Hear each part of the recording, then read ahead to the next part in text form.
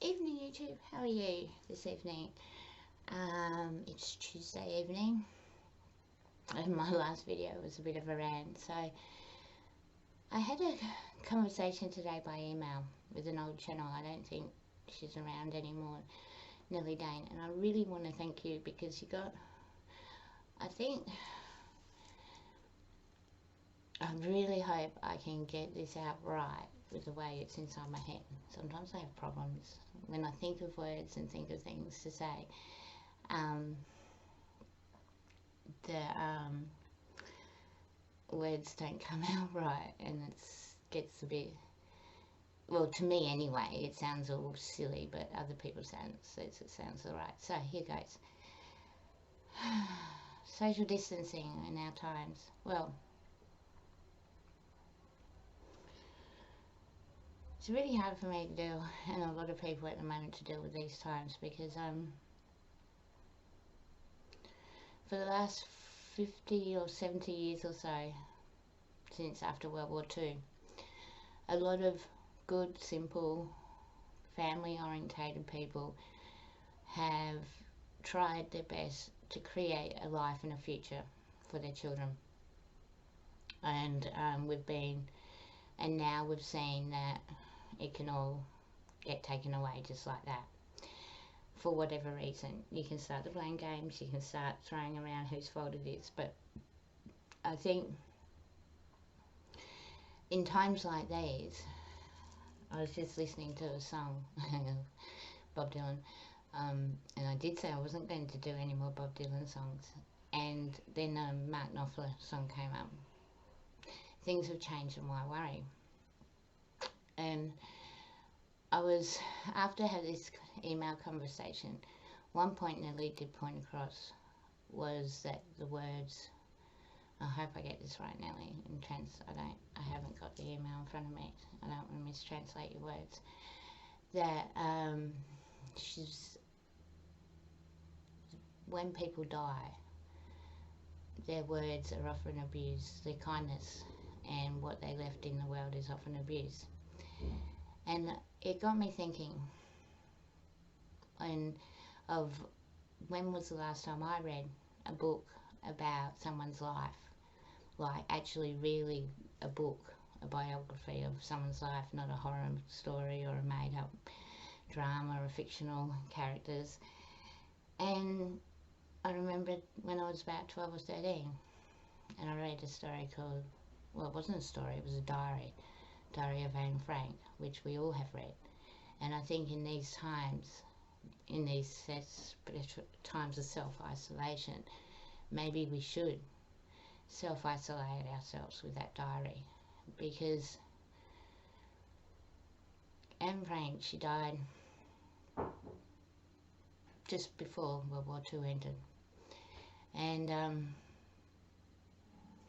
if you look at the capitalist world and how she would have been around 1719, what would she have thought about where we've come today? What would her thoughts been in what she saw in the world, and would people have listened? After the conversation, and I'll put the link down in my little thing, an article popped up just out of the blue, I don't know why. There was a pendant found in a concentration camp, and people were so happy because they saw it had a link to Anne Frank, because it was exactly like hers, a pendant that in times of trouble, people back then believed that family names and money could probably help you out.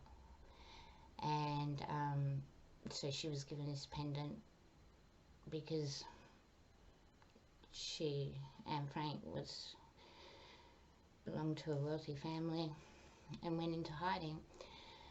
And I was reading the story in the article, and how one of her best friends sold a poem she'd written for her for $200,000 or something ridiculous.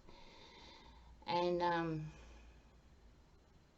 even her diary herself wasn't really her words.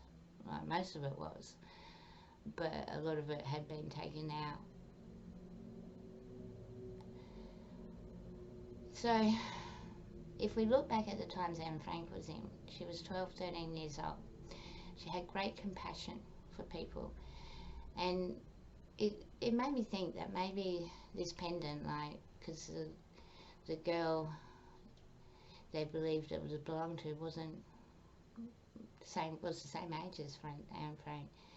And to me, when you read back into her diary and you look at the way and the person that she was and her way of thinking and her astonishment of how the adults just judged each other by their family names or their races or their wealth. She met this poor girl on the street and they became friends, and she was worried about that friend, and so with her own money she went and brought her friend a pendant, and they wore those pendants as friendship. And then when it was time when she was going to go into isolation, and her family wouldn't allow her best friend to go in there because she was poor. She was from a poor Jewish family, and there's great divisions. So maybe she gave her pendant to her best friend because she thought that would protect her and protect her from the massacre that happened that night in the slums. But she eventually ended up in the gas chamber.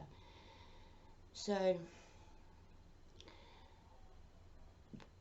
the reason why I think it's so important that in these times of isolation we really need to think and read that diary again.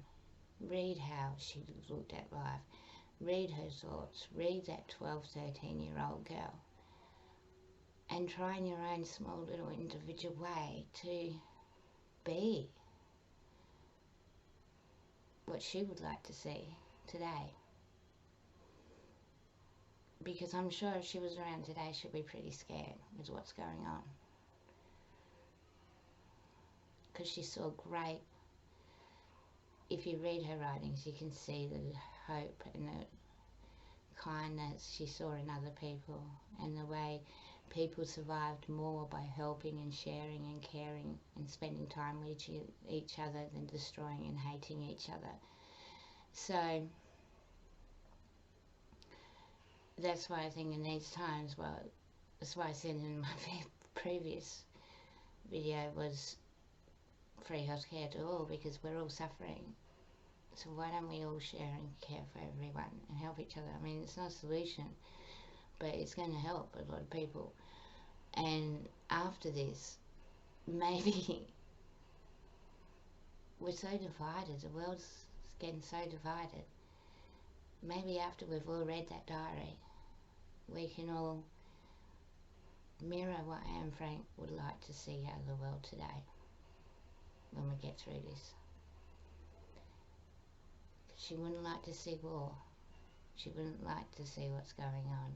She'd like to see people. She wouldn't like to see people read her books and feel for her and not feel for the suffering of others.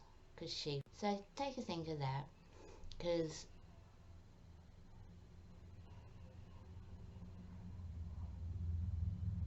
she didn't find anyone to blame. She could see why people were frustrated, why they hated each other. She saw the answer was more simple.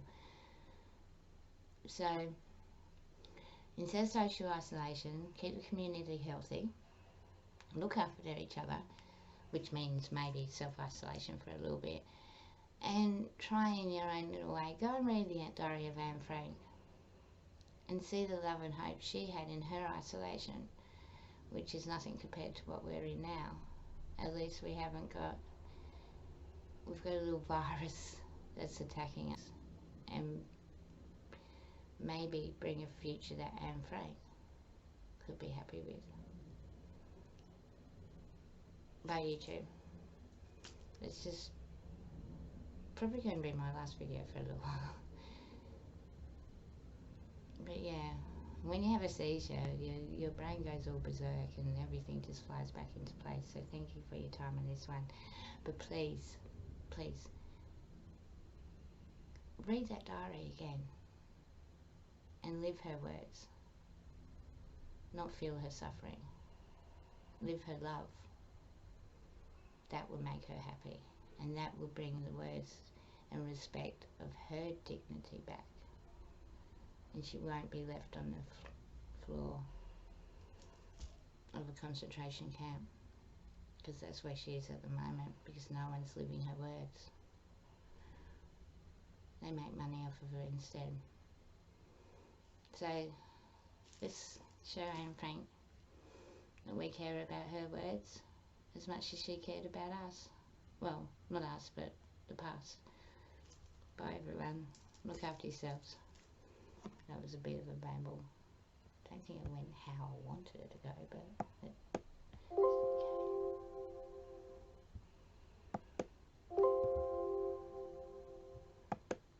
Oh, now my computer's not working.